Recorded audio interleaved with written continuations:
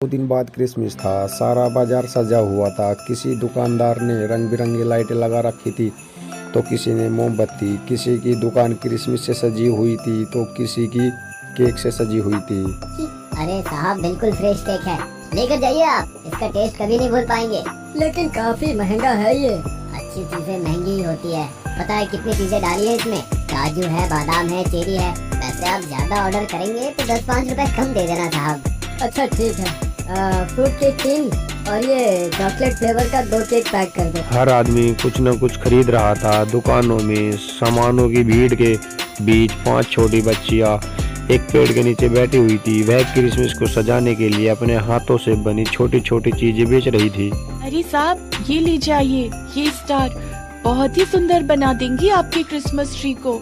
हाँ साहब, और बहुत ही सस्ते हैं। हमने हाथों से बनाया है इसे। अच्छा, ये स्टार 20 पीस दे दो और ये जो स्टिकर है ये भी 20। पेड़ के नीचे बैठे उन बच्चों की दुकान पर काफी भीड़ थी। उनकी दुकान की चीजें हाथों हाथ बिक रही थी। इसका सबसे बड़ा कारण था उनके सामान का सस्ता और बहुत सुंदर होना। रात के लगभग 9 बज गए थे, लेकिन उनके पेड़ के नीचे लगी दुकानों पर ग्राहकों का आना जाना लगा रहता है। नहीं साहब, अब तो नहीं है। ये आखिरी पीस ही बचा है हमारे पास। आप कल आएंगे तो हम आपको जितने पीस चाहिए दे देंगे।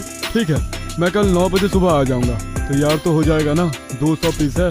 हाँ साहब, बिल्कुल हो जाएगा। हम पांचों बहनें पूरी रात जाग कर बना दे। कुछ सालों पहले हुए अपने माता पिता की मौत के बाद 5 बहनें जूही, बेला, चंपा, कुसुम और रानी बहुत मेहनत से अपना गुजारा कर रही थी।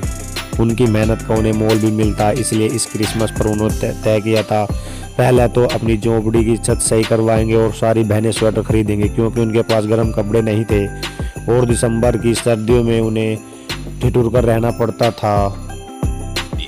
गरम तो रखेगी ना ये स्वेटर? अब जैसे मिठाई में जितनी चीनी डालोगी मिठाई उतनी मीठी होती है, उसी तरह स्वेटर जितनी महंगी लोगी उतनी गर्म होगी। पर मेरे पास तो इतने ही पैसे हैं। कोई नहीं, आप ये लाल वाला स्वेटर मुझे दे दीजिए। घर पर उसने उसे पहनकर देखा तो उसे वह स्वेटर बहुत पसंद आया। अरे वाह, कितना सुंदर लग रहा है ये स्वेटर। काफी गर्म भी है। मैं तो बेला, चंपा, कुसुम और रानी को भी कह दूंगी ऐसा ही लाल रंग का स्वेटर वो भी ले ले। ये सुन रही हो ना तुम लोग? अरे चुप क्यों हो? बेला, चंपा, कुसुम, रानी, कौन सा स्वेटर? कहाँ है स्वेटर? और ये तुम नींद में क्या बड़बड़ा रही हो? जैसे ही कुसुम ने बेला को यह बात कही, बेला नींद से जाग गई। तुमने फिर से स्वेटर का सपना देखा? तुम भी ना, पिछले 10 दिनों से तू वही सपना देख रही है। अरे हमारे सामान की बिक्री सही हो रही है। इस बार हम सभी बहनें जरूर स्वेटर खरीदेंगे। अपनी टूटी छत की ओर देखते हुए कुसुम ने यह बात कही। उन 5 बहनों को पता नहीं था कि आने वाले दिनों में कितनी उथल पुथल मचाने वाली है। वह 5 बहनें जिस पेड़ के नीचे सजावट की चीजें बेचती थी, उनकी कुछ दूरी पर एक बड़ी दुकान थी। उस दुकान पर भी सजावट की चीज थी। उस दुकान का मालिक श्यामलाल बहुत ही ठग किस्म का आदमी था। वह हर सामान की कीमत दुगनी बताता था, लेकिन श्यामलाल इन दिनों उन 5 बहनों की दुकान की बिक्री से काफी घबरा गया था।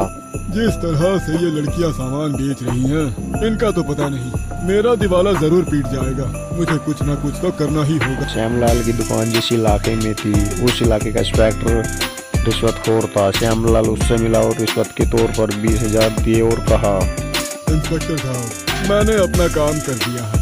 अब आप अपना काम शुरू कर दीजिए और इन लड़कियों की दुकान यहाँ से हटवा दीजिए। आप बेफिक्र रहिए, कल के बाद वो दुकान वहाँ पर आपको नजर नहीं आएगी। अगले दिन की बात है। हर दिन की तरह 5 बहनों ने अपनी दुकान लगा ली थी। कुछ ग्राहक भी उनकी दुकान पर आने लगे थे।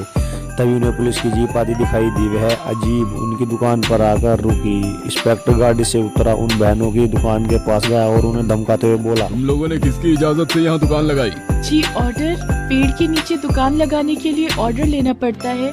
और नहीं तो क्या, ये पेड़ क्या तेरा बाप का है या ये जगह तेरे बाप की है जो यहाँ पर दुकान लगा ली? यह कहकर उसने दुकान तोड़ना शुरू कर दिया। बल्कि न सिर्फ उसने दुकान तोड़ी, बल्कि सारा सामान तोड़ दिया। पल भर में उसने सब कुछ खत्म कर दिया और इंस्पेक्टर जाते जाते उन्हें धमकी दे गया, अगर आज के बाद तुम लोगों ने यहाँ दुकान लगाने की कोशिश की तो तुम 5 की 5 को जेल में बंद कर दूंगा। यह कहकर इंस्पेक्टर अपनी जीप में बैठकर वहां से चला गया। श्यामलाल अपनी दुकान पर बैठा था। उसके चेहरे पर शैतानी मुस्कान थी। उधर 5 बहनें रोई जा रही थी। क्या क्या सपने देखे थे हमने, लेकिन सब के सब चकनाचूर हो गए। अब ना तो हमारी झोपड़ी की मरम्मत होगी और ना ही हम स्वेटर ले पाएंगे। चंपा, जूही, अब ये सोच के दुकान नहीं लगेगी तो फिर हम खाएंगे क्या? क्या फिर से हमें भूखे रहना पड़ेगा? उन पांचों बहनों को उस रात नींद नहीं आई। अगले दिन क्रिसमस था। पांचों बहनें उदास से घर में बैठी थी। हर दिन तो वह उस समय तक अपनी दुकान पर चली जाती थी, लेकिन आज वह कहाँ जाती। क्या कुसुम, हमें कोई और काम ढूंढना पड़ेगा, नहीं तो घर कैसे चलेगा। हाँ बहन। पांच बहनें काम की तलाश में निकल गई। उन्होंने कई लोगों से बात की, लेकिन उन्हें कहीं काम नहीं मिला। सुबह से शाम हो गई। वह घर लौटने की तैयारी कर रही थी, तभी उन्होंने देखा एक बच्ची उनकी तरफ भागती हुई आ रही है। उस बच्ची के पीछे एक पागल साउंड भी लग रहा था। बचाओ, अरे बचाओ, मुझे कोई बचाओ। जूही, बेला, उस बच्ची की जान खतरे में है, हमें कुछ करना हो। उन बहनों ने आओ देखा ना था साउंड से भिड़ गई। उस बच्ची ने जब ये देखा तो वह भी रुक गई और अपने मोबाइल से किसी को फोन करने लगी। कुछ ही देर पर वहाँ लोगों की भीड़ लगने लगी, लेकिन बच्ची तो छोटी थी, इसलिए वह सांड उन पर भारी पड़ गया। लोग भीड़ लगाकर बच्ची और सांड की लड़ाई देखने लगे, लेकिन किसी ने हिम्मत नहीं की। अरे नहीं भाई, मैं नहीं जाने वाला वहाँ। मैंने सुना है इस पागल सांड ने आज ही 1 दर्जन से अधिक लोगों को घायल किया है और वे सभी के सभी अस्पताल में गंभीर रूप से भर्ती हैं। पांचों बहनों की हिम्मत जवाब देने लगी थी। अब वे घायल होकर जमीन पर गिर गई। तभी वहां पर एम्बुलेंस के साथ एक पुलिस की गाड़ी और एक आवारा पशुओं को पकड़ने गाड़ी आई। पुलिस की जीप से शहर के एसपी उतरे। वह बच्ची भागती हुई उसके पास गई। पापा, उनको बचा लो, मेरी खातिर उन्होंने अपनी जान खतरे में डाल। एसपी साहब के आदेश पर आवारा जानवर पकड़ने वाली गाड़ी से कुछ लोग उतरे और एक बड़े से जाल में सांड को कैद कर अपनी गाड़ी में चढ़ा लिया और उसे वहां से ले गए। पांचों बहनें गंभीर रूप से घायल हो गई थी। उन्हें एम्बुलेंस की मदद से अस्पताल पहुंचा गया। डॉक्टरों ने तुरंत उसका उपचार शुरू किया। उधर एसपी और उसकी बेटी भी अस्पताल पहुंचे। देखिए, अब वो पांचों खतरे से बाहर हैं। आप उनसे मिल सकते। शहर के एसपी उन बच्चों से मिले और कहा, तुम लोगों की हिम्मत की मैं जितनी तारीफ करूं वो कम है। तुम लोगों की ही हिम्मत के कारण आज मेरी इकलौती बेटी जिंदा है। साहब, बचाने वाला तो भगवान है, हमने तो बस वही किया जो हमें सही। उनसे बातों के क्रम में उनको सारी सच्चाई का पता लगा। उन्हें उस इंस्पेक्टर बहुत गुस्सा आया। उस इंस्पेक्टर की शिकायत तो मिल ही रही थी। उन्होंने उसी समय नौकरी से बर्खास्त कर दिया। इन्हीं भ्रष्ट लोगों की वजह से पुलिस डिपार्टमेंट बदनाम है, लेकिन मेरे रहते हुए कोई भी बेईमानी नहीं कर सकता। एसपी साहब ने उन पांचों बच्चों से माफी मांगी। यही नहीं, उन बच्चों को पुलिस डिपार्टमेंट की ओर से मुआवजा दिलाया। एसपी साहब ने अपने खर्चे से पांचों बच्चों को स्वेटर दिलाया, वह भी लाल रंग का। इस बार क्रिसमस उन बहनों के लिए यादगार बन गया। धन्यवाद दोस्तों। अगर यह कहानी आप लोगों को पसंद आई हो तो प्लीज चैनल को सब्सक्राइब कर दीजिए और बेल आइकन को प्रेस करना ना भूलें।